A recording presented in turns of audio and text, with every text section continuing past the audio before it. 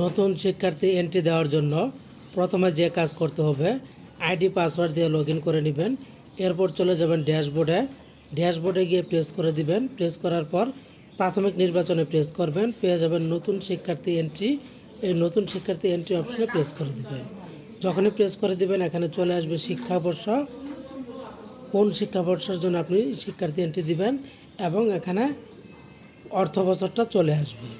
তো এরপরে নিচের দিকে গিয়ে আপনাদেরকে প্রথমে যেটা করতে হবে, ব্যক্তিগত তথ্য দিতে হবে, শিক্ষার্থীর জন্ম সনদের নম্বর দিতে হবে, শিক্ষার্থীর জন্ম তারিখ দিতে হবে। তারপর সার্চে প্রেস করলে তার নামটা বাংলায় চলে আসবে, ইংরেজিতে চলে আসবে।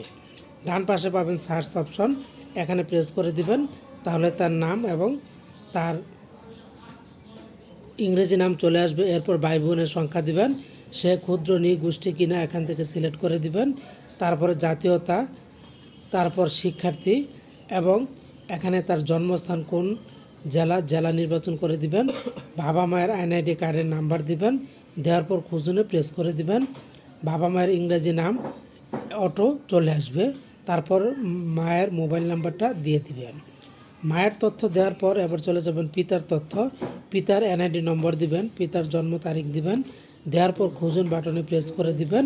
খুঁজুনে প্রেস করে দিলে এই শিক্ষার্থীর পিতার তথ্য, তার নাম, তার ইংরেজি নাম, বাংলা নাম কিন্তু চলে আসবে। এরপর এখানে শিক্ষার্থীর পিতার মোবাইল নাম্বারটা দিয়ে দিবেন। দেওয়ার পর এবার দিতে হবে ঠিকানা, বর্তমান ঠিকানা, বিভাগ, জেলা, উপজেলা, এগুলি কিন্তু অটো দেওয়াই থাকবে। আপনারা শুধু গ্রামটা, ইউনিয়নটা সিলেক্ট করবেন। পোস্ট অফিসের কোড, তারপরে গ্রাম, এগুলি লিখে দিবেন। স্থায়ী ঠিকানা, তার বিভাগ সিলেক্ট করবেন, জেলা নির্বাচন করবেন, উপজেলা থানা নির্বাচন করবেন, ইউনিয়ন নির্বাচন করবেন, পোস্ট অফিসের কোড নাম্বার দিবেন এবং তার গ্রামের নাম লিখে দিবেন।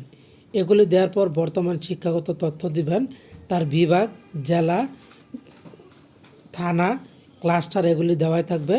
আপনাদের বিদ্যালয়ের নামটাও দেওয়া থাকবে।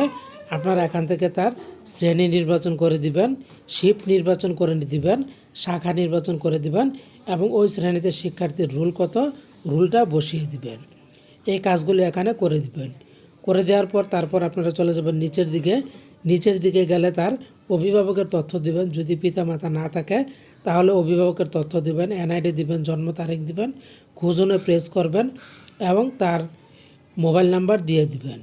এরপর পেমেন্ট বিবরণ দিবেন, শিক্ষার্থী কোন মাধ্যমে টাকাটা নেবে, বিকাশ, নগদ, রকেট, এখান থেকে সিলেক্ট করে দিবেন।